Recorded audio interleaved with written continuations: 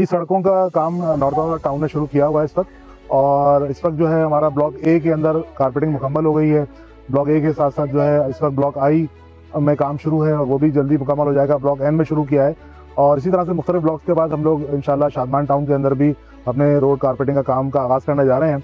जो अगला आने वाला साल है इसके अंदर पूरे हमारे टाउन का जो टारगेट है वो 1 करोड़ 20 लाख स्क्वायर फीट की सड़कों की कारपेटिंग का है। जहाँ पर भी हम जाएं काम करने के लिए वहाँ सबसे पहले सीवरेज और पानी के प्रॉब्लम्स आ रहे हैं और उसकी वजह से हमारे जो काम है उसमें बहुत ताख़ीर भी हो रही है।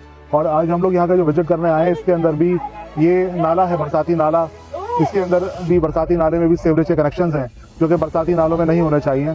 तो उसको सबसे पहले तो सीवरेज कनेक्शन को डिस्कनेक्ट करना, फिर पानी की लीकेजेस, ये सारी चीज़ें ऐसी हैं जो कि आप जितनी भी अच्छी सड़क बना लें उसको चंद दिनों में बर्बाद कर देती हैं। तो उसकी सबसे बड़ी जो वजह है ना वो ये है कि जो स्ट्रॉन्ग वाटर ड्रेन है इसको बरसाती पानी के नालों जो बनाए गए थे उसको बरसाती पानी के लिए होना चाहिए, लेकिन पिछले 20 साल के अंदर जगह जगह स्ट्रॉन्ग वाटर ड्रेन के अंदर सीवरेज का सिस्टम डाला गया है। और इस पर सबसे बड़ा काम हमने यही किया है, जगह जगह के ऊपर इन स्ट्रॉन्ग वाटर ड्रेन से जो है वो सीवरेज के नालों सीवरेज के पानी को हम डिस्कनेक्ट कर रहे हैं ताकि जो बरसाती नाले हैं वो बरसात के पानी के लिए रहें। हम लोग अल्हम्दुलिल्लाह जो भी है अपने इख्तियार से बढ़ के काम कर रहे हैं और हमने जो चैलेंजेस थे और 8 साल नहीं मैं कहूँगा गुज़िश्ता 20 साल से जो है ये पूरा इलाका बदहाली और इंफ्रास्ट्रक्चर की तबाही का शिकार था।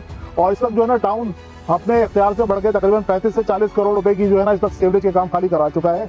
और दूसरी बात ये कि नालों से सफाई चीज़ें जो है कि यहाँ से जो सारा जो काम है वो केएमसी हर साल अपना करोड़ों रुपए का बजट रखती है। पिछले साल में भी 80 करोड़ से ज़्यादा का उन्होंने बजट रखा, लेकिन आपके सामने नालों की सफाई है कि सारी टाउन ने खुद अपनी मदद आपके तहत सारी करवाई है। ठीक है, 2-3 चीज़ें बड़ी क्लियर हैं कि जो सैनिटेशन का जितना भी काम है वो सारा का सारा काम सिंध गवर्नमेंट ने जो है वो Sindh solid waste management board को बनाकर उसके हवाले कर दिया है। हमारे पास टाउन के पास या यूसी के पास सफाई का फंक्शन नहीं है और ना ही हमें इसके लिए पैसे मिल रहे हैं कि सफाई करवाने के लिए।